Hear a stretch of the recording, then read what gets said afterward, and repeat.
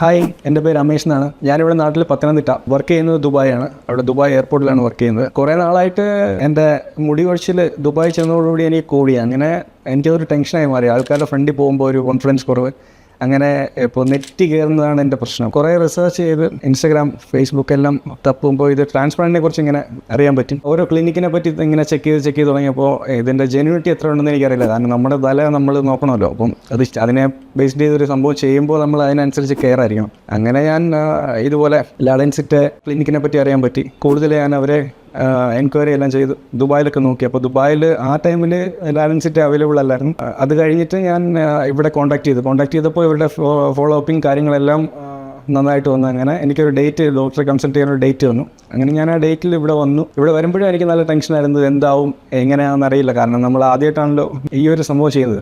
Doctor പറഞ്ഞ പ്രകാരം എനിക്ക് ഹെയർ ലൈൻ കറപ്ഷൻ ആയിരുന്നു സജസ്റ്റ് ചെയ്തത്. അങ്ങനൊരു 1500 ഗ്രാഫ്റ്റ്സ് ഞാൻ എടുത്ത് ട്രാൻസ്പ്ലാന്റ് ചെയ്തു. ഇപ്പോൾ ഇതാണ് എൻ്റെ ഹെയർ ലൈൻ്റെ ഒരു ഇത്. ഡോക്ടർ പറഞ്ഞ ആ ഒരു ഇൻസ്ട്രക്ഷൻ അങ്ങനെ ഫോളോ ചെയ്ത് ഫുഡ് പാറ്റേൺ ആയാലും എല്ലാം അങ്ങനെ ഫോളോ ചെയ്ത് ഇതുവരെ എനിക്ക് കുഴപ്പമില്ല. ഞാൻ ലാഡൻസിറ്റിയുടെ കാര്യത്തിൽ നല്ല ഹാപ്പിയാണ്. എൻ്റെ ഹെയറിന് നല്ല റിസൾട്ട് ഉണ്ടാവുമെന്ന് ഞാൻ പ്രതീക്ഷിക്കുന്നു. ആർക്ക് വേണമെങ്കിലും ഇവിടെ ഒന്ന് ധൈര്യമായിട്ട് ചെയ്യാം. അത് കഴിയുമ്പോൾ ഞാൻ വീണ്ടും ഇതിൻ്റെ ഒരു കണ്ടിന്യൂഷനായിട്ട് ഞാൻ വരും. Thank you.